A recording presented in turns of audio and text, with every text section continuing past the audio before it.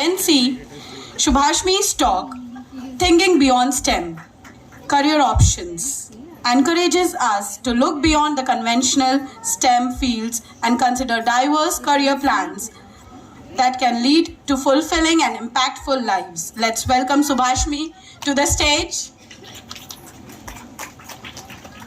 Okay, so hi folks, I am Shubhasmi Dolkar and today I shall be beginning my little talk with a little list of names. Let's see if you can recognize those people that I shall be naming today. You have BTS music group, Lana Del Rey, American singer-songwriter, J.K. Rowling, author of the Harry Potter series, Arnab Goswami, famous journalist, and Shaktikanta Das, the governor of the Reserve Bank of India. Now, take a moment and think about what it is that these people have in common. Yes, they're rich, they are successful, and they're very popular as well. But there is one more similarity that these people have, but this shared trait often goes unnoticed. And that which I'm talking about is the fact that none of them pursued a STEM degree. Now, what is it that I precisely imply by STEM? STEM refers to any subject that has anything to do with science, technology, engineering and mathematics, which are the preferred career choices for students today. Now, despite not having pursued these subjects, the people that I named are very well known and extensively successful.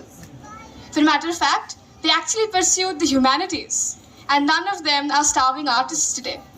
To give you a perspective, Shaktikanta Das, the governor of the Reserve Bank of India, who actually controls our country's finances today, actually studied history. So perhaps that tells us all what the relevance of the subject is.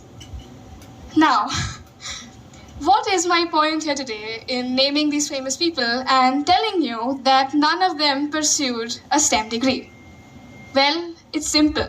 I want people to know that it is all right to go beyond just STEM subjects when deciding upon what it is that you want to do in your future. I do not mean to imply again that there's anything inherently or morally incorrect about choosing a STEM subject, provided that you are passionate about it.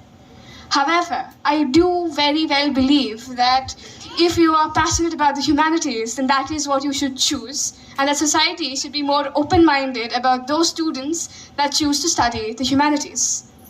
This reminds me of one of my favorite quotes from this movie that is called A Dead Poets Society, and I would recommend that all of you give it a watch. I quote, "Medicine, law, business, and engineering are all noble pursuits necessary to sustain life. But poetry, beauty, romance, and love, these are what we stay alive for." And I think that really proves my point here today, because the humanities are subjects that allow an artistic pursuit of life. The humanities are subjects that allow you to express your sentiments and your sensibilities. The humanities are subjects that allow a fuller experience of your humanness. And I think that going forward in our society today, we really need to have that balance between creative and technical thinking, because how fun would it be if all of us were to be sitting before computer screens as programmers, caffeinated at 2 a.m. Honestly, such a technical world, I find it boring. Now, when we're growing up, we're recommended to study something like medicine or maybe the IT sector. And those are all wonderful choices for anyone who is passionate about those subjects. However, let us also look at what the humanities have to offer. From languages, literature, and history to politics and diplomacy, from education and administration to psychology and sociology, from design and illustration to the performing arts, all of these are equally prestigious, important going forward for our future today. Now, let me reiterate upon my point. I do not mean to say that there's anything incorrect with choosing a STEM degree if that is what you're passionate about.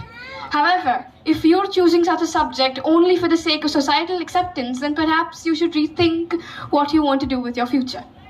And for I began with a little list of names, I will also like to bring this to an end with a name. The person I'm about to talk about is an exceptional educationist, an assertive administrator, and a brilliant leader.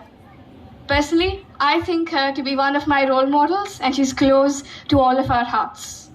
Folks, I'm talking about Dr. Sharda Sharma Ma'am, who herself studied the humanities. And I think her example is exceptional enough to prove the fact that individuals who study the humanities are just as capable of building organizations and cultures as their STEM counterparts. With her example, I rest my case. Thank you.